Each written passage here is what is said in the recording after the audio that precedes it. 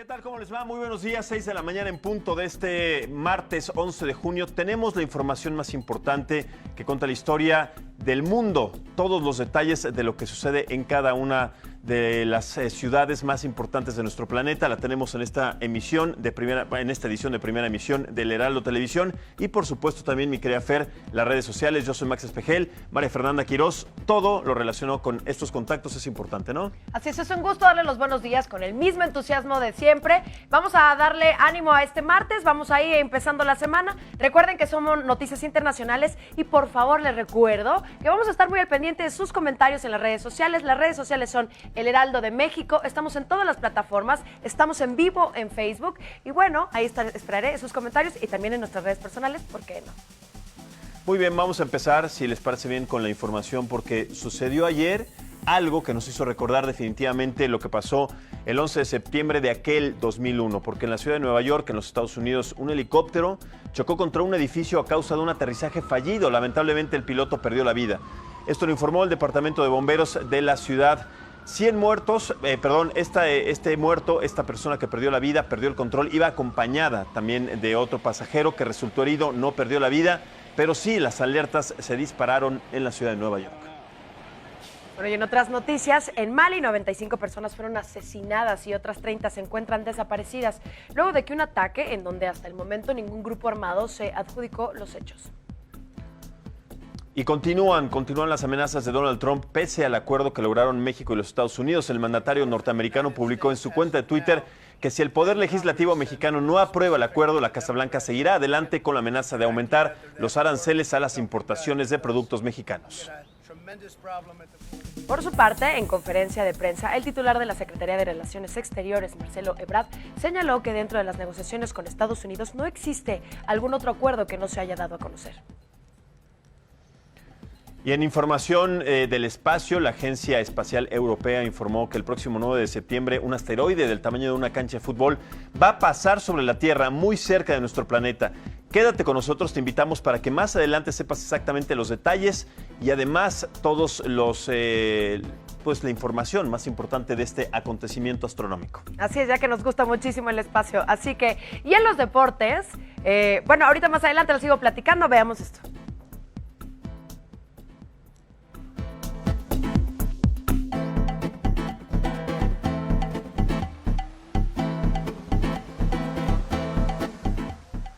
Bueno, les habíamos platicado muy temprano que en los Estados Unidos, en la ciudad de Nueva York, sucedió un evento que encendió los focos rojos en las autoridades de la ciudad de Nueva York. Ayer, precisamente, en la Unión Americana se vivieron momentos de tensión e incertidumbre luego de que un helicóptero modelo Augusta A-109E se estrelló en lo alto de un edificio de la ciudad de Manhattan, provocando, por supuesto, la muerte del piloto. Esto lo informó el Departamento de Bomberos de la ciudad de Nueva York. Las autoridades, además, señalaron que los empleados del edificio fueron rápidamente desalojados después del accidente y además, de acuerdo con algunos reportes, el piloto intentó en un principio realizar un aterrizaje forzoso en medio de la lluvia y fuertes vientos, lo que provocó finalmente el accidente. Las autoridades, posteriormente, después de conocer estas razones, descartaron que fuera un ataque terrorista como se pensó o se estimó en un principio, luego de que este hecho fuera acompañado con lo sucedido en las Torres Gemelas, lo recordamos muy bien, del pasado 11 de septiembre del 2001. Y miren, tras esta terrible noticia, este terrible accidente, ¿sabían que el modelo del helicóptero Augusta A-109E que estuvo involucrado en este incidente no es la primera vez que pasa por una situación así? Por ejemplo, el 11 de noviembre del 2011, un Augusta A-109E se estrelló también después de chocar contra una casa y cables eléctricos en Santo Stefano, en Italia. En este accidente murió el dueño del grupo hospitalario italiano Ars Medica. Posteriormente, en otro accidente, en noviembre del 2012, murió también en un choque de helicóptero el gobernador de Kaduna, un estado de Nigeria, luego de que se estrelló su nave, esta aeronave en la que se transportaba de un lugar a otro. Al año siguiente, la aeronave de este mismo modelo que volaba sobre el centro de Londres, chocó contra una grúa y se estrelló también en una calle de la Gran Bretaña. En este hecho también se perdió la vida el piloto y dos acompañantes que estaban en ese mismo vuelo. Bueno, pero lamentablemente este no fue el único accidente aéreo que se registró el día de ayer. En el Mediterráneo, 2 personas perdieron la vida al estrellarse en una avioneta que viajaban. El gobernador de la provincia de Anatolia informó que otras 3 personas resultaron heridas tras este incidente, justo unos minutos después de que la nave despegara. Entre las personas que perdieron la vida se encuentra el piloto y un estudiante, mientras otro joven se encuentra hospitalizado y sin embargo se desconoce su estado de salud. Y seguimos con accidentes aéreos. Nos vamos a ataques armados. En Mali, un centenar de personas han sido asesinadas. Autoridades informaron que hasta el momento se tienen confirmadas 95 decesos y 30 personas se encuentran desaparecidas. También indicaron que el ataque podría ser por rivalidad étnica, por lo que se descarta que algún grupo armado sea el responsable. De acuerdo con algunos testigos, un grupo de hombres armados llegó a dicha comunidad y rodeó por completo a una buena cantidad de habitantes para luego empezar a atacar. Recientemente, la Organización de las Naciones Unidas presentó un informe donde señaló que esta violencia interétnica dejó entre enero y mayo una cifra de 250 muertos. Pero no solo en esa parte del mundo hay conflictos, también tenemos que hablar de los conflictos que se presentan en Colombia. Ahí se registró un ataque rebelde en donde 2 militares murieron y 10 más quedaron heridos. El hecho fue atribuido al ejército rebeldes disidentes de la guerrilla disuelta de las FARC. El atentado se produjo en una vía del municipio de Teme, en el departamento de Aruca, muy cerca de la frontera con Venezuela. Pero según el ejército, el ataque fue cometido por guerrilleros que se apartaron del acuerdo de paz que firmó el ahora partido de izquierda, las FARC, en noviembre del 2016. Pero como recordamos, el pacto de paz puso fin a un conflicto armado de más de medio siglo que condujo finalmente al desarme de unos 7,000 combatientes. Pero no todos los ataques son con armas. Ahora también se cometen crímenes por medio de la tecnología, como en Baltimore, donde su gobierno lleva casi un mes paralizado por un ciberataque. Así es, el virus por el que se está siendo atacado se llama ransomware. Es un tipo de malware que impide a los usuarios acceder a su sistema o archivos personales y que exige el pago de un rescate para poder ingresar de nuevo a ellos. Los responsables de este ataque solicitan $100,000, pero las autoridades se han negado a pagar la tarifa del rescate. Y en otros temas, como recordarás el viernes pasado, Theresa May dejó el cargo como primera ministra británica, por lo que los aspirantes han empezado a dar de qué hablar. Como el exministro de Relaciones Exteriores, Boris Johnson, favorito para suceder a May, quien dijo que se negará a pagar el acuerdo del Brexit de $50,000 millones, a menos que la Unión Europea ofrezca al Reino Unido otra solución de retiro mejor que la actual. Además, admitió que el Reino Unido debe prepararse para la posibilidad de abandonar la Unión Europea sin pacto el próximo 31 de octubre. La factura del Brexit es la cantidad que el gobierno británico se ha comprometido a pagar una vez más abandone la Unión Europea en concepto de responsabilidades adquiridas, entre ellas las pensiones de los funcionarios británicos que han tratado y han trabajado en el bloque comunitario. Vámonos ahora al caso de Julian Assange, el fundador de Wikileaks, que sigue abierto, y esto es que ahora el Departamento de Justicia de los Estados Unidos presentó una solicitud formal al Reino Unido para extraditarlo. Es una nueva solicitud posterior a la que ya habían presentado. El Tratado de los Estados Unidos con el Reino Unido requería que la solicitud fuera presentada en los 60 días posteriores a la detención de Assange, que tuvo lugar el pasado 11 de abril. La presentación del documento hace improbable que el Departamento de Justicia genere cargos adicionales contra el activista, ya que el mismo tratado prohíbe que Washington procese a Assange por presuntos delitos más allá de los decretados en la solicitud de extradición, a menos que estos actos o estas situaciones ocurran después del mismo decreto. Vamos ahora a la Unión Americana, porque en otros temas, luego de que la semana pasada, usted lo sabe muy bien, México y los Estados Unidos lograran un acuerdo comercial, el presidente norteamericano Donald Trump insistió este lunes en que el acuerdo alcanzado incluye elementos secretos que aún no se han anunciado. Y como es su costumbre, publicó por medio de su cuenta de Twitter, su medio favorito, que estos acuerdos firmados son muy importantes, sí, pero que su país quería conseguir hace muchos años. Es un acuerdo que quería conseguir antes de que el Tratado de Libre Comercio de América del Norte se llevara a cabo. Ahora, sin embargo, volvió a amenazar al gobierno de México, ya que indicó que de no cumplirse con estos acuerdos alcanzados, entre ellos y como principal situación o principal coyuntura es el cierre de la frontera sur de nuestro país, ahora entonces el mandatario estadounidense dice que los aranceles anunciados serán una realidad. Y como recordemos, el pacto fruto de la semana pasada de intensas negociaciones en la ciudad de Washington obliga a México a incrementar, como lo decimos, la presencia policial en su frontera con Guatemala e incluye además un acuerdo para que los Estados Unidos expandan también un programa destinado a devolver a México a los solicitantes de asilo que llegan a su frontera.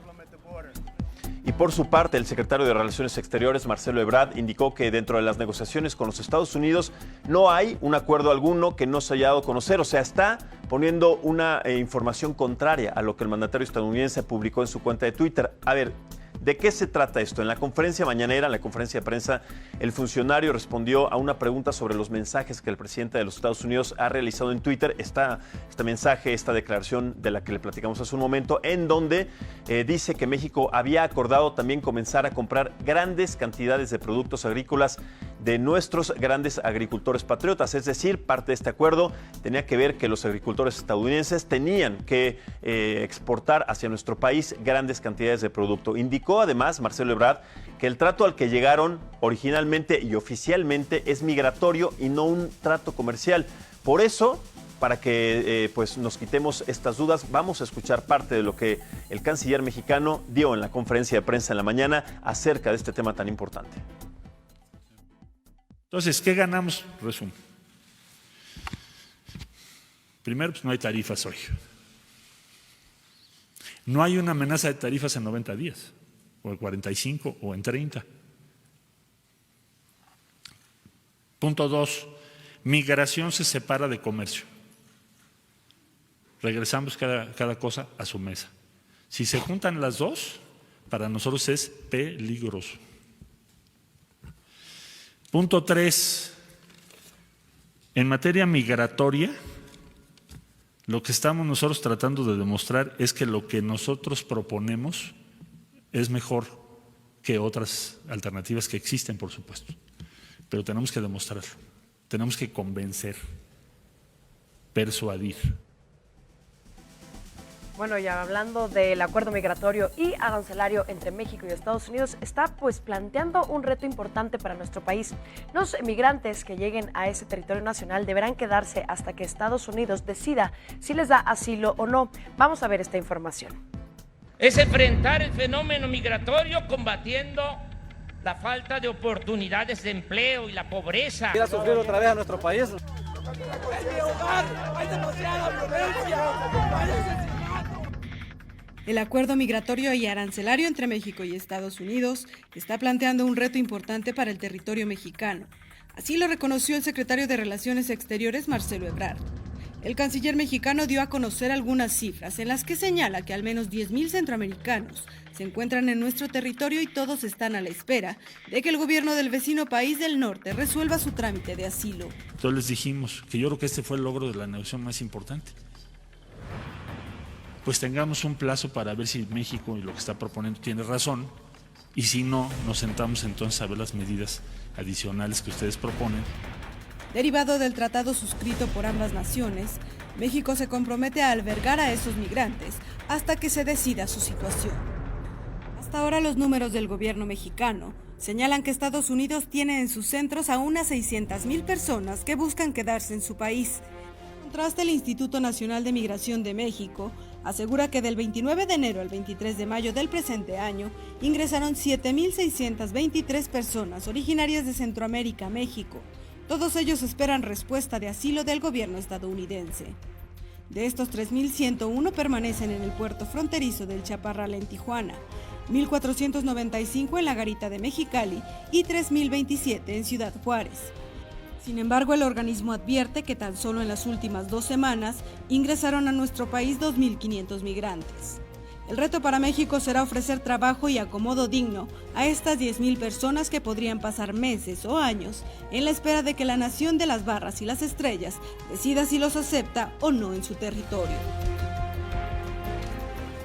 Bueno, como lo hemos visto, no solamente es un dilema comercial, es un dilema humanitario que afecta a miles de centroamericanos que continuamente están buscando el paso desde la frontera sur de nuestro país para ir a buscar el sueño americano a los Estados Unidos. Ahora, la Guardia Nacional sabemos que se ha desplegado en grandes cantidades a esta frontera, como es parte del acuerdo para que los Estados Unidos no impongan estos aranceles que van del 5 al 25%.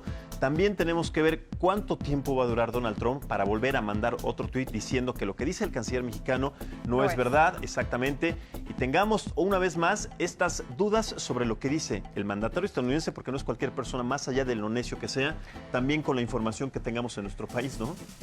Sí está complicado tener ese dos tipos de informaciones, nos están confundiendo bastante y bueno, las cifras de migrantes son bastante 10,000 migrantes al momento, más todos los que vengan en la segunda parte del año. Bien, pero hablando acerca de los bloqueos que los Estados Unidos han interpuesto en varias partes del mundo, estas amenazas siguen avanzando, se siguen generando alianzas en su contra. El gobierno ruso ahora informó que ya construye una fábrica de armas en territorio venezolano. Escuche esto porque esto también es un tema muy complejo. Se trata de un complejo en donde se van a elaborar las famosas AK-47, pero hasta el momento no se ha podido concretar esta información debido a que Estados Unidos está obstruyendo el montaje de las compañías por las sanciones impuestas al gobierno del presidente Nicolás Maduro. Denunciaron funcionarios rusos que esta medida todavía no se ha podido llevar a cabo precisamente por este bloqueo comercial de los Estados Unidos hacia Venezuela. Actualmente, además, les recuerdo que hay otro inmueble similar en donde se fabrican los famosos cuernos de chivo, como se les conoce coloquialmente, y esta fábrica está ubicada en la India. Este fusil está hecho con una aleación de metales capaz de soportar grandes temperaturas y además mantener un funcionamiento normal pese a ello y sobre todo pese a las condiciones climáticas. Es un arma que además sabemos puede funcionar en el agua, puede funcionar bajo situaciones climáticas impresionantes y además que se desarrolló específicamente en la Segunda Guerra Mundial con tecnología que todavía hasta la fecha sigue siendo vigente, ¿no? Bueno, y yo sé que esta información a ustedes los va a sorprender. ¿Sabía que los cruceros gigantescos y lujosos que llegan a destinos de playa paradisíacos son extremadamente contaminantes?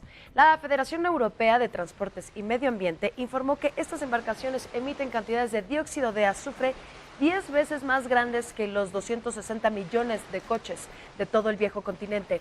El reportaje de la organización no gubernamental advierte que España es la nación que está más expuesta a esta contaminación y culpó a empresas como Carnival y Royal Caribbean de utilizar combustibles sucios cuya combustión genera altos niveles de gases tóxicos. El impacto es también muy importante en Italia, Grecia, Francia, Noruega y Portugal.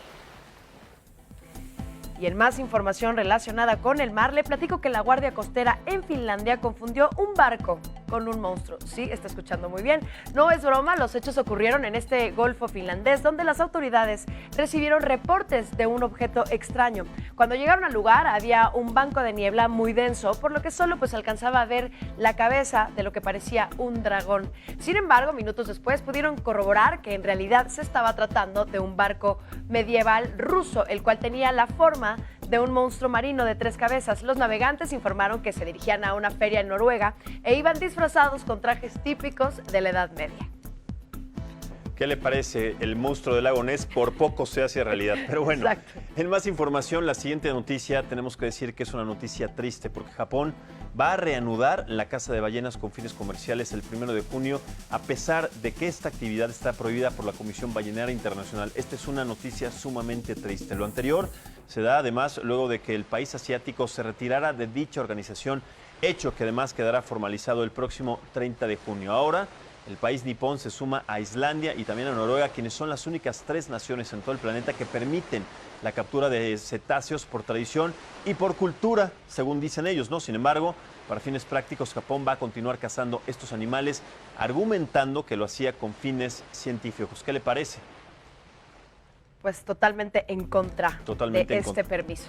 Pero bueno, les voy a contar de la castración química, un polémico método para esterilizar a violadores y abusadores sexuales. Está a punto de convertirse en una realidad en el estado de Alabama, Estados Unidos. En breve entrará en vigor una ley en dicha área que obligará a todos los mayores de 21 años acusados de agresión y violencia sexual contra menores de 13 a tomar medicamentos que disminuyan sus niveles de testosterona.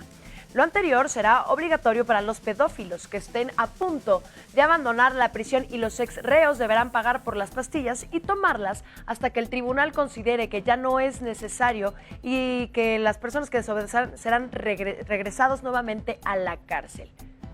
Pues a mí me parece una medida, sí, justa, necesaria en los Estados Unidos. Siempre es importante determinar y llegar hasta las últimas consecuencias si el implicado, si en este caso el acusado, sí cometió actos de pedofilia, de violación y de estos delitos. Si es verdaderamente culpable, estoy completamente de acuerdo con estas medidas, pero no solamente en Estados Unidos, deberíamos también de tomar esas medidas en México, porque últimamente hemos sabido que situaciones como estas son, y además de terribles y delicadas, son cada vez más constantes, ¿no? Y de niños, y bueno, y hablamos de unos temas tremendos, entonces yo creo que si de la mama empezamos, pues bueno, ojalá ¿no? empiece también y llegue aquí a México. Bien, vamos a seguir porque en temas vinculados ahora con la salud, le quiero platicar que una rara enfermedad está poniendo en jaque a Perú. ¿De qué se trata? Bueno, pues es el síndrome de Guillain-Barré, el cual inclusive obligó al gobierno de ese país a declarar una emergencia sanitaria en 5 zonas turísticas. Las autoridades detallaron que las medidas van a durar 90 días en las regiones de Piura, en Lambayeque, La Libertad, en Junín y también en la capital del país, en la ciudad de Lima. Hasta la fecha, esta condición ha matado a 3 personas. Se trata de un mal no contagioso y durante la emergencia, la vigilancia médica se va a redoblar para garantizar tratamiento a la población que presente este diagnóstico. El síndrome se manifiesta con una debilidad muscular progresiva que surge en un lapso de entre 2 a 4 semanas y que puede llegar a afectar el sistema respiratorio. Bueno, y esta nota es un claro ejemplo de lo peligrosa que puede ser la naturaleza cuando pues no se está muy bien preparado. Un hombre se perdió por una semana en un área remota de Arkansas, en Estados Unidos. El 1 de junio, Joshua McEltry, originario de Texas, decidió hacer una excursión por el desierto de Canyon Creek, cerca de la ciudad de Mena, cuando simplemente ya no supo cómo regresar a la civilización. Gracias a que su teléfono celular aún tenía señal, logró enviar un mensaje a su mamá pidiendo ayuda, por lo que las autoridades se movilizaron. Fue un helicóptero de la Guardia Nacional equipado con tecnología infrarroja quien logró ubicarlo.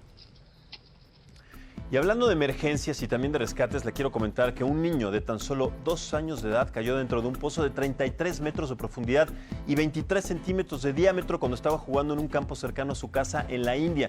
A ver, ¿por qué sucedió este accidente? Los hechos ocurrieron principalmente en el estado de Punjab hace 4 días, cuando el pequeño caminaba arriba del pozo, el cual estaba cubierto con sacos de arena, y de repente resbaló. Por eso después equipos de emergencia y vecinos estaban trabajando marchas forzadas para poder rescatarlo. Los expertos además están intentando introducir actualmente un tubo para enviarle oxígeno, sin éxito todavía. Hasta el momento el niño no ha recibido alimento ni tampoco agua. Esperemos que estos rescates, estas medidas pronto nos den una buena noticia para que este pequeño pueda ser rescatado con vida, pero también tomar en cuenta que estas situaciones no es la primera que sucede. En los pozos debe haber no solamente señalamientos, sino un además aviso, una madera, algo, porque no... una manera para imposibilitar el paso, sobre todo porque como son zonas abiertas, especialmente para que los niños estén jugando por ahí, no solamente ahí, en esta parte del mundo, sino también en nuestro país, muchas situaciones y historias parecidas se han conocido precisamente por la falta de precaución al respecto, ¿no?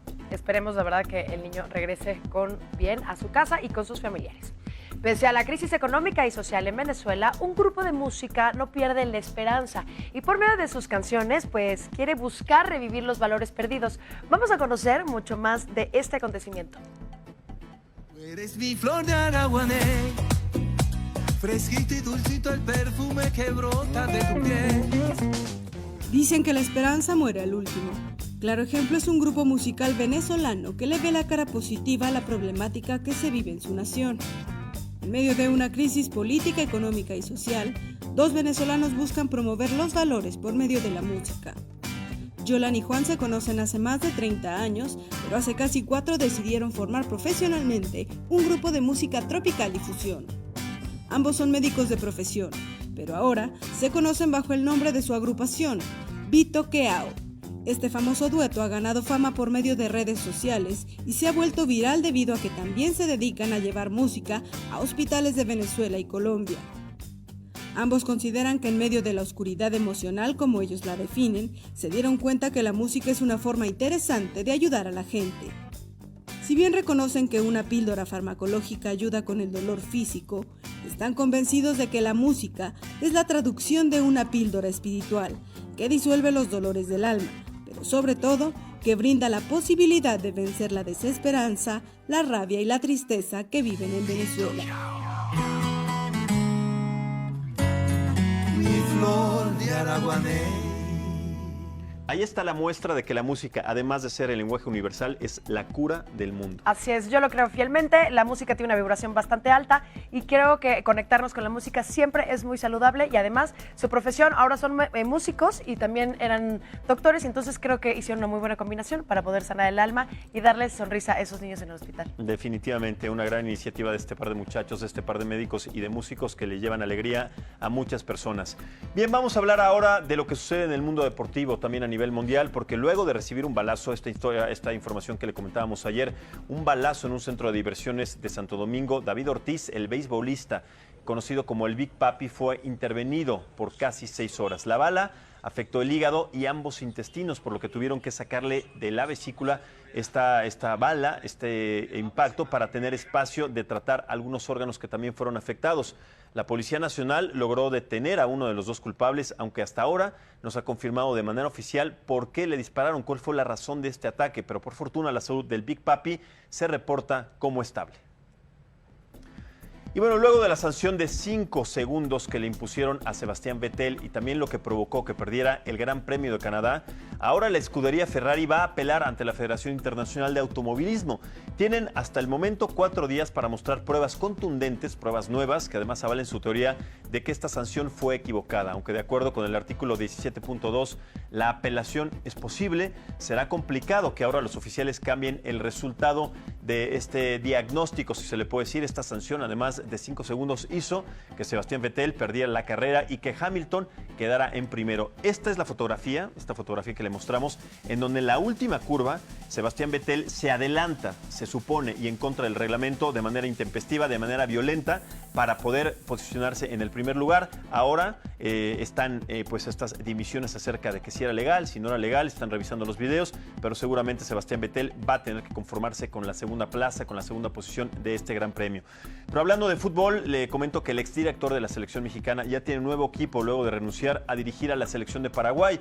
Me refiero, por supuesto, a Juan Carlos Osorio, que ahora se convirtió, sí, en el nuevo técnico del Atlético Nacional de Colombia. Y así, finalmente regresó a su país y al equipo de sus amores.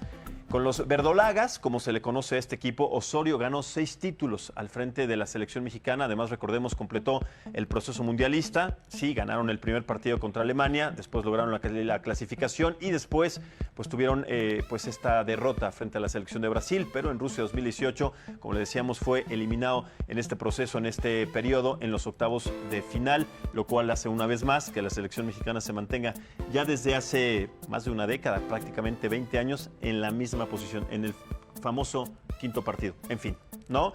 Bien, en un dramático quinto partido para todos los aficionados a la NBA y al deporte ráfaga, los Warriors de Golden State vencieron 106-105 apretadamente a los Raptors de Toronto y forzaron de esta manera a un 6º juego.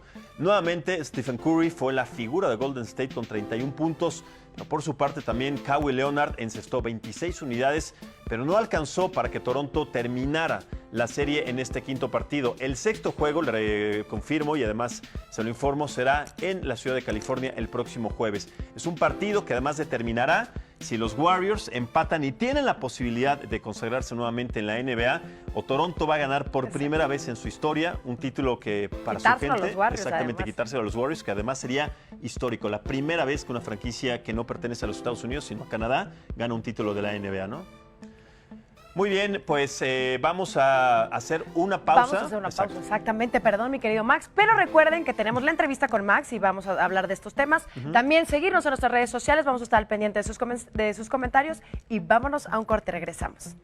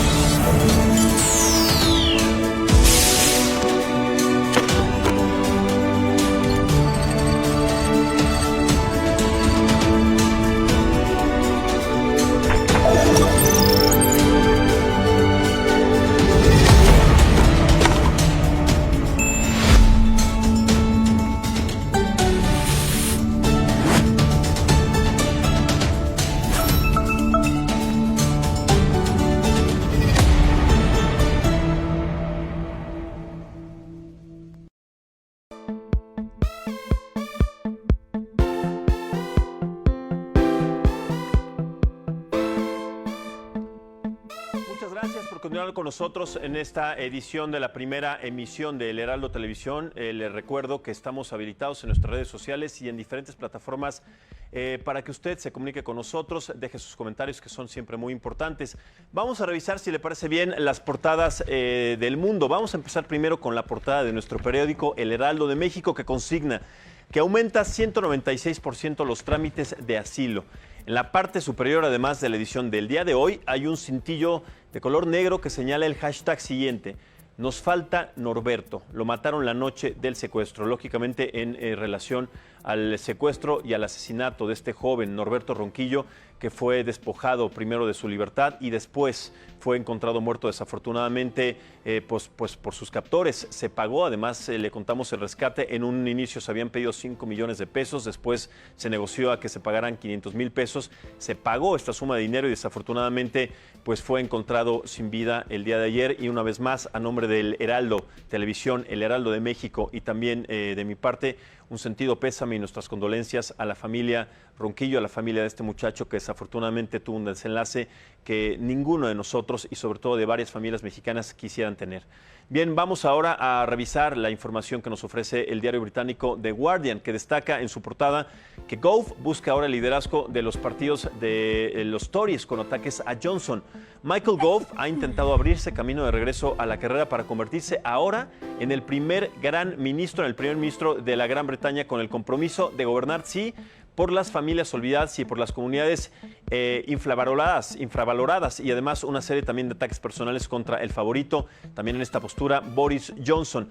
También destaca que la BBC ha confirmado sus planes para aprovechar al máximo la cuota de licencia, que es, le recuerdo, la única forma de evitar el cierre de canales y realizar de esa manera importantes recortes. Millones de hogares tendrán ahora que comenzar a pagar 150 libras al año a partir de junio del 2020 por el derecho a ver la televisión y también el derecho a acceder al servicio de Player de la BBC, de la cadena de televisión más importante del Reino Unido.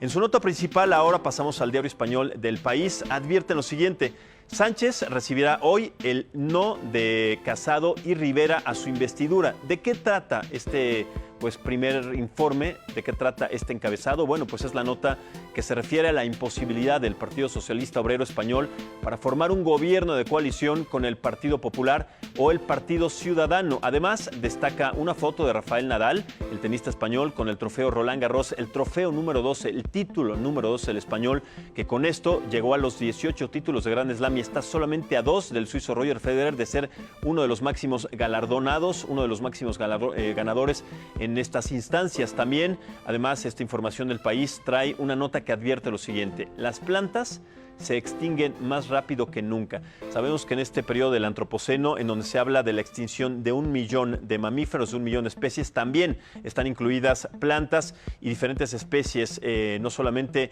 allá en España, sino en latitudes como nuestro país, también Brasil y también, por supuesto, algunos países en África y también algunas regiones en Australia, que es en donde mayor cantidad de estas plantas y esta diversidad también hay y que está en peligro de extinción.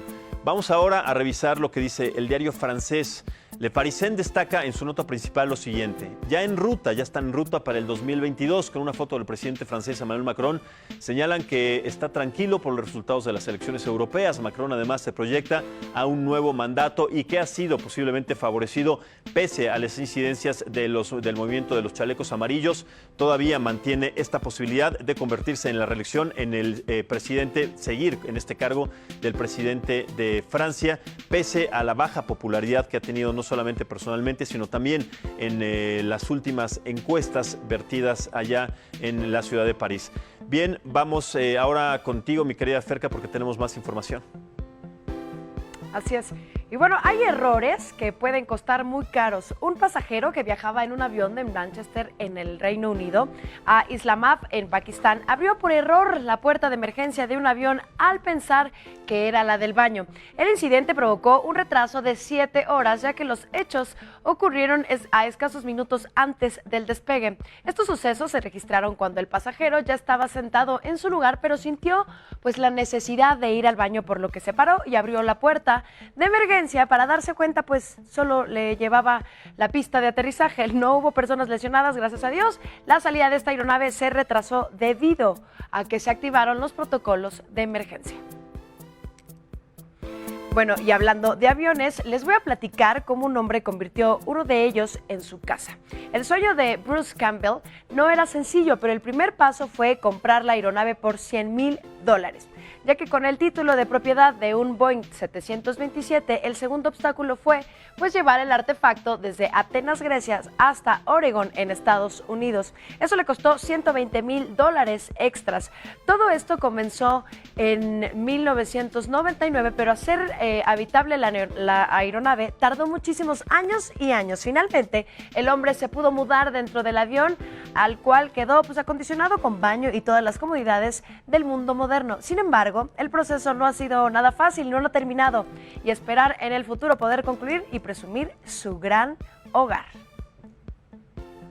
¿Qué tal? ¿Qué te parece? Pásele no sé qué, tú te sientes en el asiento 7D, pero oye, qué padre, esas cosas me gustan bastante y que acondicionó este avión para vivir cómodamente, ¿no? Esperemos nos pueda invitar a tomar un café o algo así. No, bueno, lujos como estos son parte de las cosas que siempre nos imaginamos. ¿Cuándo podré viajar de repente, cuando es un viaje largo, en estas condiciones, Pero hacerlo a tu casa, me parece algo que, ese tipo de gente a mí me parece increíble. Pero además, ¿no? Imagínate, desde escoger el avión y decir, a ver, se me hace trasladarlo, que esto... le costó Y además, carísimo. ¿sabes quién hacía eso? Bueno, no lo hacía, sino lo hizo también John Travolta, que es aficionado también a los aviones. De hecho, uno de sus hijos se llamaba Jet. Es aficionado a los aviones y a estas actividades. También no solamente construyó un aeropuerto en su casa, sino que trajo un avión también para convertirlo en una especie de departamento un pues, para penthouse. habitarlo. Un penthouse ahí. Una suite. Ahí chiquita la mano, ¿no? Exacto, los lujos de John Travolta. Bien, en más información le comentamos que un famoso arquitecto busca devolverle ahora la gloria a la destruida Catedral de Notre Dame en París, que ustedes saben, y además también se lo dimos a conocer en su momento, pues se prendió fuego en la parte más alta de este lugar, de este emblemático lugar parisino y también una referencia cultural a nivel mundial. Bueno, esto para lograr esta reconstrucción, propuso un diseño futurista que es justamente, mi querida Ferca, como lo vemos en las imágenes. Vean nada más este diseño, es espectacular, pero lógicamente rompe con los paradigmas que estaban establecidos cuando se construyó pues, este templo. Se trata del arquitecto Vincent Cavelot, quien dio a conocer este proyecto sostenible que conjuga ingeniería ecológica, energía renovable, protección a la biodiversidad y también a la belleza. El marco de la catedral estaría además hecho de roble laminado y fibra de carbono y se utilizaría una cantidad mínima de materiales para reducir el impacto ambiental. Ahí vemos, son imágenes impresionantes. Sí rompen con esta parte de la estructura que sabíamos totalmente el estilo gótico, ¿no? ¿Te acuerdas? Pero además era de roble, eran no sé qué cantidad de material, de madera que tenía en la estructura originalmente. Ahora este arquitecto francés lo quiere cambiar por elementos que son sostenibles, que no afectan también al medio ambiente y que además dan una forma futurista, dado que ahora pues es justamente lo que se está pensando, ¿no? En lo que ya estamos, te digo que la tecnología, si vimos las imágenes y así va a ser como el boceto, me gusta, sí cambia totalmente y como ya no sería bueno ver la película de Notre Dame, ¿no? Ese es el Corcovado, ¿no? Pero me parece buena la propuesta. ¿Conociste Notre Dame antes de que sufriera este accidente? Claro, sí, fue muy triste y ahí tener la foto, pero está bueno y ahora tendremos que ir a tomarnos la foto con la nueva, ¿no? Con el nuevo diseño. El antes y el después. Siempre. Muy bien. Y después. Bueno, y en temas amables, le informo que el alpinistas han logrado cruzar los Alpes franceses utilizando cuerdas atravesadas entre las montañas, las cuales fueron colocadas a 300 metros de altura. Los arriesgados deportistas instalaron la línea de 800 metros de longitud y se amarraron con un arnés de seguridad para lograr la hazaña. Las imágenes no son aptas para cardíacos y en ellas se puede observar pues, estos intrépidos equilibristas balancearse por las alturas hasta lograr su objetivo. ¿Le tienes miedo a las alturas? Totalmente, la verdad sí, lo tengo que reconocer, pero estas imágenes me hacen recordar la historia fantástica de este equilibrista francés, Philippe Petit, que fue el primero y además el único que pudo cruzar las Torres Gemelas también de manera muy arriesgada. Claro, y no tenía en un arnés, momento, ¿no? Sin arnés. Ya no, sé. Era verdaderamente, hay una historia, bueno, hay un documental y una película que les queremos recomendar. Man on Wire es el documental. Y la película se llama The Wire o se llama El Equilibrista. Es una película verdaderamente impecable, ejemplar, que además de dar hechos, de contarnos esta historia, también es un reflejo de lo que representa verdaderamente el vínculo de amistad entre un grupo de personas que ayudan a este muchacho, a Philippe Petit, que en ese momento era un muchacho, a lograr uno de sus sueños más grandes, que era precisamente cruzar las Torres Gemelas sin arnés. Sí, no, eso fue impresionante. Me acuerdo perfecto. Y ¿sabes qué? Creo que nos diste muy buena opción para ver el fin de semana este documental. Yo, en lo personal, no soy nada buena en el equilibrio. O sea, como que sí me da nervio esta onda de las alturas. Y bueno, y después de una noche de viernes, pues mucho. No es... Pero sí se arriesgan muchísimo, porque hemos visto videos, o sea, que sí. lo tenemos también en nuestras redes sociales que son virales, pero ese tipo de cosas está padrísimo hacerlo y como una adrenalina personal o como un cumplimiento, pero se ponen muchísimo en riesgo. Exacto. Cuando a veces lo decimos también en el Everest, que no van preparados con el equipo adecuado, creo que hay que hacerlo con una gran conciencia, está padrísimo, pero sí hay que hacerlo con mucho cuidado. Ser profesionales, prepararse para hacer este tipo de actividades, como tú también bien lo dices, Ferca, para subir a una montaña como el Everest, se tienen que tener meses, si no es que años de preparación, y también para ser equilibrista, muchísimo más, porque cualquier cambio de temperatura, de viento, etcétera, puede hacer que la vida de estas personas esté en riesgo, pues por demostrar algo que tal vez en ese momento pues no era necesario. Pero no bueno, era necesario. Si vemos que en Dallas se cae una grúa por el viento, pues Dios mío santo, una persona sí se nos puede caer. Bueno, y si usted es de los que no le gusta lavar los trastes o trapear el piso, ponga mucha atención. En Argentina, una mujer ganó un juicio a su exmarido, quien deberá pagarle, escuche muy bien, casi 160,000 euros por 30 años de tareas domésticas. La mujer, una economista de 70 años de edad, demandó luego de que al divorciarse pues no pudiera encontrar trabajo para mantenerse. Una juez determinó que la edad de la mujer fue un factor clave para tener a su cuenta, ya que tras 27 años de matrimonio, el hombre la abandonó al cumplir los 60 años de edad, pues en la que las mujeres pues obtienen la jubilación, viéndose privada de ingresar al mundo laboral. Dios mío santo, esta mujer economista, inteligente y además exigente, dijo, yo voy a tener mi paga y jubilación para después de lavar los trastes. Pero tiene un punto a su favor, porque de alguna manera durante este matrimonio, este periodo de matrimonio, ella sí dedicó su tiempo a las labores del hogar, a la casa. Cuando llega a cumplir 70 años de edad y que por supuesto sus posibilidades para encontrar un trabajo se disminuyen, pues sí, lo primero que necesita es una indemnización de parte de su marido en ese entonces, porque ya el planteamiento de su vida laboral prácticamente está detenido, ¿no? Así que me parece justo de esta manera también la disposición de la jueza, que pues emitió que la este fallo jueza a su dijo, favor, bueno, ¿no? yo también te apoyo, y considero también que las mujeres que nos están escuchando, ya sea en redes sociales o en la televisión, sí quiero aplaudirles, porque creo que el trabajo de la casa es bastante pesado.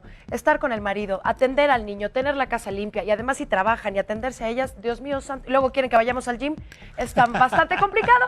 Entonces yo les doy un aplauso, y mujeres, de verdad, háganse notar en las redes sociales, recuerden seguirnos, recuerden hacernos sus comentarios, aquí vamos a estar muy al pendiente de ustedes, síganos en Heraldo de México. Así es, estamos al pendiente de sus comentarios. Bien, en más temas, bueno, tenemos más información, mi querida. Así es, vamos, en más temas femeninos, porque esto me corresponde a mí, yo sabes que yo soy pro Woman Power. Les informo que un estudio reveló que las mujeres son más productivas si la temperatura del ambiente es cálida. El trabajo asegura que los cerebros de ellas funcionan mucho mejor en las oficinas más cálidas y sugiere que los empleadores podrían pues aumentar la productividad de su planta femenina con solo establecer un termostato más alto. Los hombres, en cambio, trabajan mejor cuando las temperaturas son mucho más bajas. En la investigación desarrollada por el Centro de Ciencias Sociales de Berlín, en Alemania, participaron 543 estudiantes de ambos sexos en experimentos con temperaturas controladas dentro de un recinto cerrado. Siempre sí, yo voto por la playa y por un lugar cálido. En lo particular, yo les quiero decir que yo sí siento que soy más caribeñona. Yo traigo ahí como el Caribe dentro de mí, siento que nos concentramos mejor, y los hombres les digo que somos muy, muy diferentes. Así que los voy a mandar con mi querido Max, que en el otro lado del estudio está haciendo frío y los va a dejar con la entrevista. Muchísimas gracias, Ferca. Bien, vamos a platicar en este momento con Larry Rubin. Él es el representante del Partido Republicano aquí en nuestro país. Larry, ¿cómo estás? Muy buenos días. Gracias por tomar la llamada. Buenos días, Max. Muchas gracias. Muy bien. Muchas gracias. Bueno, finalmente se llegó a un acuerdo entre nuestro país, entre esta comitiva encabezada por Marcelo Ebrard y los Estados Unidos. Ahora son muchas las condiciones, principalmente una muy importante que es el tema migratorio. México, después de este acuerdo alcanzado, reforzó, sí, las filas en la frontera sur de nuestro país, ahí en Chiapas, pero sabemos que Donald Trump mantiene siempre pues esta disputa entre diferentes posiciones. Sabemos que después de que regresó del Reino Unido, dijo que no solamente es una situación de migración, que ahora también es una situación comercial, que los Estados Unidos, como lo ha reiterado enfáticamente, ha sido un país que ha estado en situaciones desfavorables frente a los acuerdos anteriores del Tratado de Libre Comercio de América del Norte y que tiene preparadas algunas sorpresas, entre ellas un acuerdo que Marcelo Ebrard ha desmentido, que tiene que ver con este porcentaje de productos agrícolas que tendría el gobierno mexicano que aceptar de diferentes agricultores estadounidenses. ¿Tú qué opinas? Es una información que tenemos que tomar como real. ¿Cuál es tu lectura al respecto de esto, Larry? Claro, mira, la verdad es que la relación México-Estados Unidos siempre con diferentes complejidades, pero el acuerdo migratorio llegado pues, obviamente fue muy importante y vital para México y Estados Unidos. En términos agrícolas, pues lo que se ha mantenido dentro del TEMEC es lo que rige la relación México-Estados Unidos. Ahí no hay cambio absoluto. El presidente Trump naturalmente está resaltando temas importantes que se han venido negociando entre México y Estados Unidos, pero sigue en esencia igual. Se está buscando quitar inclusive el arancel al jitomate mexicano, y de esta forma pues también es un beneficio para el consumidor norteamericano, porque a pesar del jitomate de Florida que existe hoy en el mercado norteamericano, pues no tiene las mismas no es igual que el jitomate mexicano. Entonces ese sí es un beneficio importante para el agricultor y para el consumidor. Entonces eso es lo que se está buscando aterrizar y bueno, creo que va en muy buen camino. Correcto, Larry. Pero a ver, dinos una cosa, ¿por qué las declaraciones del canciller mexicano van en un tenor, van en una dirección, y las declaraciones vía Twitter del presidente de los Estados Unidos, Donald Trump, van en otra? Es decir, Donald Trump dice algo, que Marcelo Ebrard lo desmiente, dice que no hay algún acuerdo firmado que tenga que ver justamente con esta imposición de aranceles, pero también con estos acuerdos que él dice o ha manifestado que son una sorpresa que va a dar a conocer un poco más adelante. ¿Qué es lo que tenemos que tomar en cuenta al respecto? Claro, Max. Mira, yo creo por ejemplo, yo estuve en Washington la semana pasada con el secretario de Agricultura y parte de las discusiones que se llevaban a cabo era justo en el tema del arancel que ya existía, que ya existe al jitomate mexicano. Entonces, creo que cuando el presidente Trump se refiere a un gran beneficio para todos, pues es parte de ello. Sin duda, el campo mexicano es vital para Estados Unidos y hoy también, a la inversa, el maíz norteamericano pues es parte de este gran consumo que se lleva a cabo en México. Entonces yo no lo veo como una contradicción necesariamente entre el secretario Ebrard y el presidente Trump. Yo creo que son diferentes ángulos que cada uno está comentando en cada uno de los países. Definitivamente no hay un acuerdo comercial aún que conozcamos en términos agrícolas. Entonces creo yo que definitivamente pues el presidente Trump tiene una base que son los agricultores norteamericanos, que es muy importante, y eso es lo que está resaltándoles a ellos al tenor de la negociación migratoria.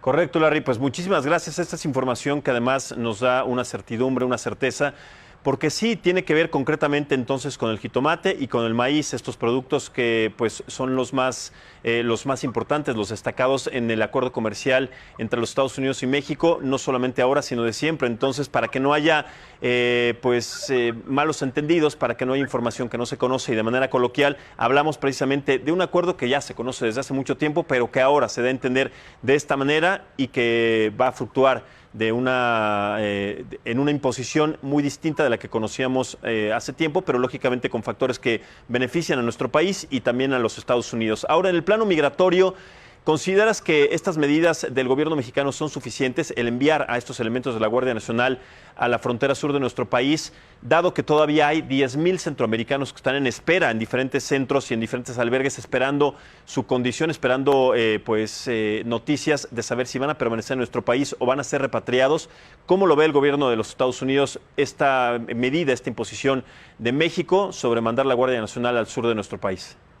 Yo creo que definitivamente va en muy buen camino. No es la única medida que el gobierno mexicano está tomando ya. El presidente Andrés Manuel López Obrador, sabemos, tuvo una junta para detallar cómo llevar a cabo pues todas estas iniciativas que se plantearon en Washington.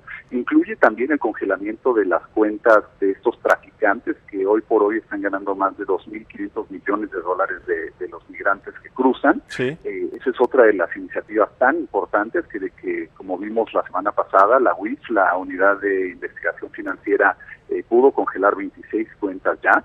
Esa es una parte también vital. Y sin duda, esta colaboración entre las dos naciones es muy importante porque a través de la frontera Guatemala con Chiapas cruzaron más de 500,000 migrantes indocumentados en lo que va del año. Y, por ejemplo, en mayo a Estados Unidos trataron de cruzar 10,000 niños sin acompañante. Entonces es una crisis humanitaria la que se vive no solamente en la frontera México-Estados Unidos, sino también en la frontera México-Guatemala. Definitivamente, Larry. Ahora, ¿qué pasa con los centroamericanos o con los migrantes de diferentes países? También hay algunos venezolanos que están ya en el lado norteamericano. ¿Cuál es la posición del gobierno de los Estados Unidos al respecto? ¿Sí los van a repatriar? ¿Los están manteniendo ahí? También con esta situación que tú bien comentas sobre la presencia también desafortunada que vemos de menores de edad, muchísimos menores de edad. El 30% de los migrantes que cruzan pues son niños, son menores de 14 años de edad. ¿Cuál es la situación actual que se vive allá, los que ya llegaron a la Unión Americana? Claro, los que ya llegaron, Max, se quedarán allá para todo el trámite migratorio que se lleva a cabo, incluyendo presentarse ante un juez migratorio, que las cortes actualmente migratorias están sobrepasadas, está durando un poco más de 2 años el poder llevar al tribunal, y al llegar al tribunal pues ya se decide si se queda o se va el migrante, pero por lo pronto esos 2 años elapsan para el migrante en Estados Unidos, y es obviamente una persona libre hasta que sea su fecha de presentarse en la corte, y esa es parte de este proceso tan complejo que se lleva en Estados Unidos. Por eso el presidente Trump ha venido diciendo que se necesita una verdadera reforma migratoria. O sea, toda la colaboración de México es sin duda muy importante, pero lo que necesita Estados Unidos es esta reforma migratoria que solamente el Congreso de Estados Unidos puede hacer. Correcto, Larry, muchísimas gracias. Siempre tu punto de vista acertado, siempre tu punto de vista además con un gran conocimiento de causa sobre lo que sucede en estos temas, y además también pues con una certidumbre que nos da a entender también estos factores que muchas veces no conocemos el trasfondo. Larry Rubin, representante del Partido Republicano en México, muchísimas gracias. Como siempre, un placer escucharte y agradecerte que nos tomes la llamada, dedicarnos este tiempo para platicar de estos temas. Te mando un abrazo, excelente día. Igualmente, al contrario, Max, y gracias a ti y a tu auditorio. Muchísimas gracias, Larry. Y mire, hablando precisamente de Donald Trump, ayer seguramente usted lo escuchó, es una declaración que se hizo viral. Al referirse al presidente de nuestro país, Andrés Manuel López Obrador, le llamó Emanuel, sí, el chico de humo. No sé a qué se refería, si se confundió. Vamos a ver aquí este video para saber exactamente cómo Donald Trump se refirió a Andrés Manuel López Obrador como Emanuel. Sí. The relationship that we have with Mexico. I spoke with the president yesterday. And by the way, I was with the president of France the other day too. And he's a great guy, Emmanuel. He's a great guy, Emmanuel. ¿Qué le parece? Ahí está. No es una broma, si se confundió, le dijo Emanuel. Vamos a ver si es que el presidente de nuestro país lo toma con humor o lo toma así como una equivocación, ¿no, mi querida Ferca? Espero lo tome con humor, por favor, y que le pongan de fondo la canción. Les voy a decir otras noticias. Los descubrimientos científicos siempre son emocionantes. Les informo que un equipo internacional de arqueólogos encontró en el noroeste de Etiopía herramientas de piedra tallada hechas por humanos primitivos hace más de 2 millones de años.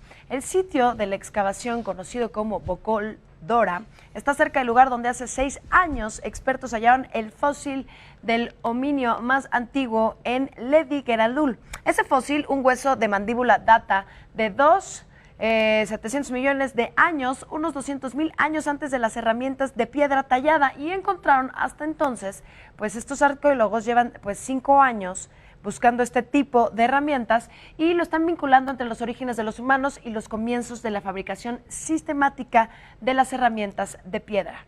Claro, sabemos que las primeras hipótesis o teorías daban siempre hecho de que las herramientas, las armas de caza eran de piedra, después de obsidiana y diferentes metales. Ahora con estos descubrimientos que cada vez además son más recurrentes y además de los que somos testigos, nos damos cuenta de que el ser humano era mucho más avanzado de lo que se conocía previamente. O sea, eran perfectamente conocidos sobre su entorno, sobre las piedras, sobre los materiales que existían y además desarrollaban y fabricaban estas herramientas para la caza, ¿no? Así es. Bueno, y nos vamos a otro programa. De acuerdo con la Universidad de Tokio, en el 2050 la población mundial alcanzará los 9,000 millones de personas, por lo que será difícil que la carne tradicional se pueda adquirir como pues estamos acostumbrados. Por lo que un grupo de investigadores japoneses busca servir una carne artificial creada en un laboratorio a partir de células musculares de carne de vaca. Hasta el momento han logrado cultivar una porción de 1 centímetro cuadrado de esta carne en una semana y aún pues plantean integrar grasa, sangre e incluso huesos en la carne de este futuro para restaurar pues el sabor original. Usted cuéntenos, ¿se atrevería a probarla? Dios mío santo. Pues bueno, de probarla sí. Ahora, de que sea recurrente como lo hacemos quienes de alguna manera todavía comemos carne. Claro, comemos carne, pero ahora en mi caso personal lo estoy reduciendo drásticamente porque también esta es una condición que tenemos que tomar en cuenta para ayudar también al medio ambiente. Pero bueno, carne artificial con estas condiciones, no estoy seguro. ¿Tú? Siento que yo tampoco lo haría. La verdad que yo también he reducido el consumo de carne roja, y cada quien sus opiniones. Es un placer estar con ustedes todas las mañanas, 6 en punto de la mañana. Recuerde, primera emisión del Heraldo de México. Es un gusto. Les mando un beso, María Fernanda Quirós y mi compañero Max Espejel, muchísimas gracias, que sigan teniendo un excelente día. Lo dejamos ahora en compañía con Alejandro Cacho y le deseamos que tenga un excelente día. Hasta mañana.